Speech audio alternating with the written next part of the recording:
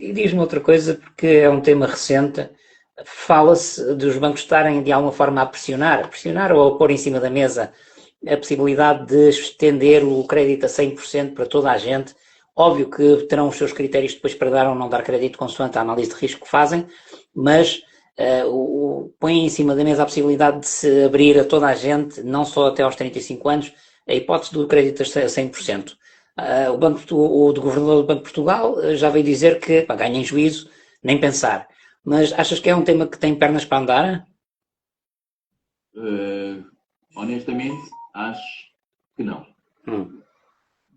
E digo isto porque eu tenho algum hábito de falar com algumas pessoas da banca que sabem um bocadinho mais sobre o que é que se passa nos milhares e não está previsto, nem se fala nada sobre o tema. Okay? Não se fala nada sobre o tema de alargar a todas as faixas etárias a nível nacional, nada disso. Em termos de garantia do Estado, não se fala nada disso.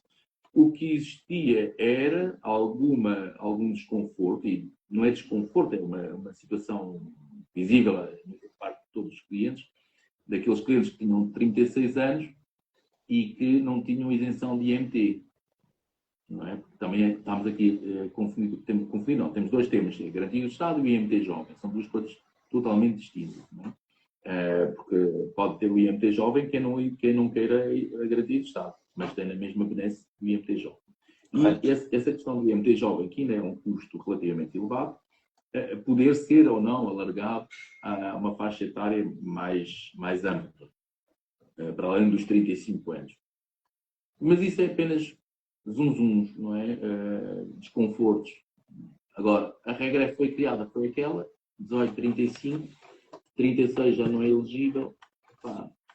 Eu gostava de ter a garantia do Estado, gostava de ter IMT jovem, adorava, porque esse é mais importante para mim, já tenho uma idade um bocado mais avançada do que os 35, mas se eu não pagasse imposto sobre a transmissão do imóvel, é fantástico, não é? Eu também gostava, mas não me é dado essa benesse.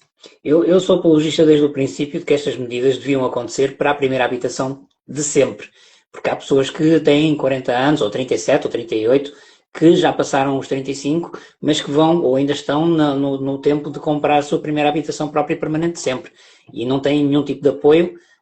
Na minha perspectiva, o âmbito devia ter sido aqui comprar a primeira habitação de sempre, independentemente da idade. É a minha perspectiva. Digo isto já há mais de um ano, acho que era aquilo que seria correto.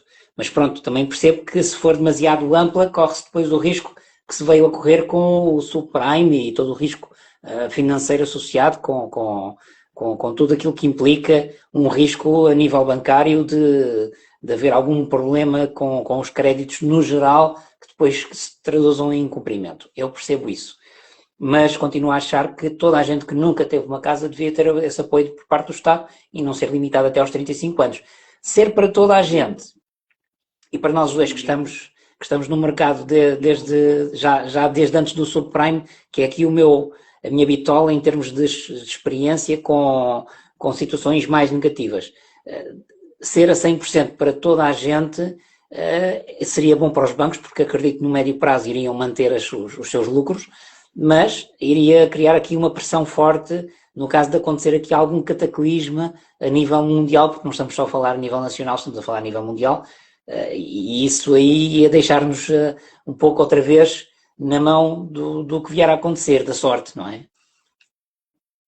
Sim, tens toda a razão no que estás a dizer.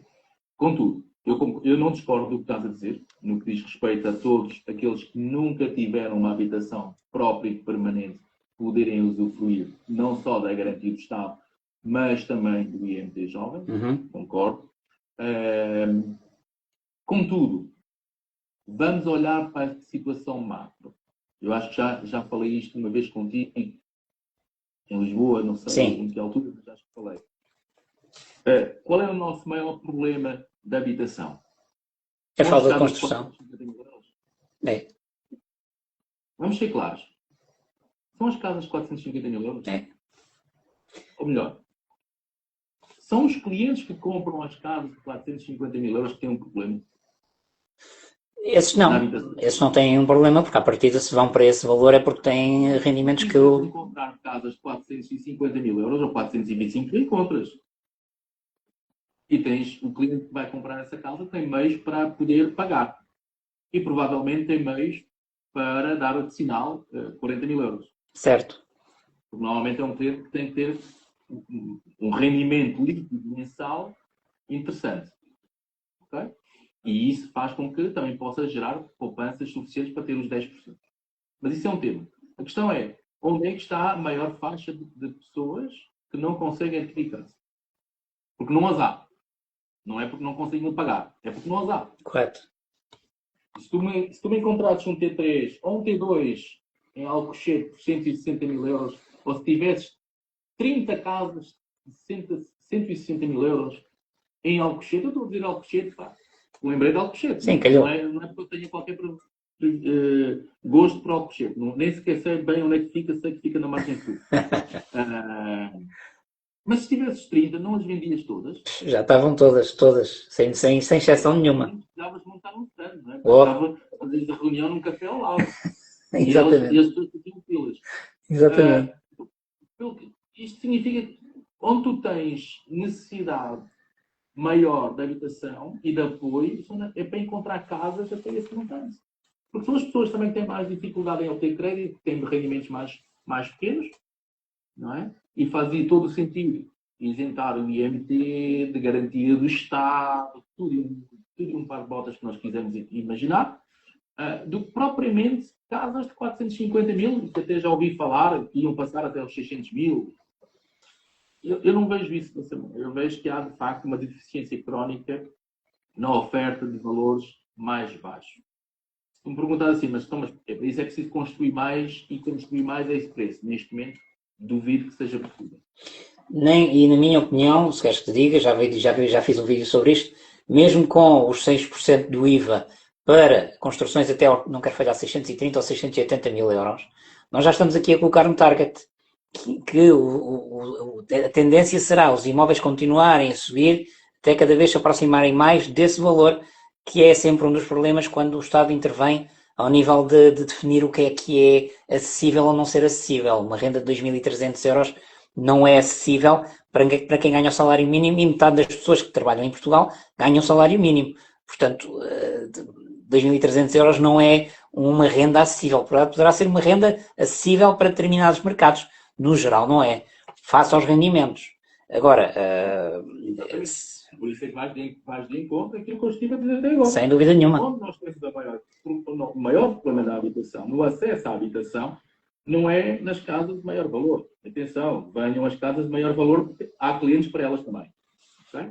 A questão é que, primeiro, tens poucas casas, constróis muito menos do que construías na década de 2000, 2010, muito menos. Aliás, há um estudo no Confidencial Imobiliário que demonstra exatamente isso. Por muita construção que exista, por muitas gruas que nós estejamos a ver nas estradas e nas cidades, por esse país fora, ainda não é suficiente para equilibrar a procura e a oferta. Não é.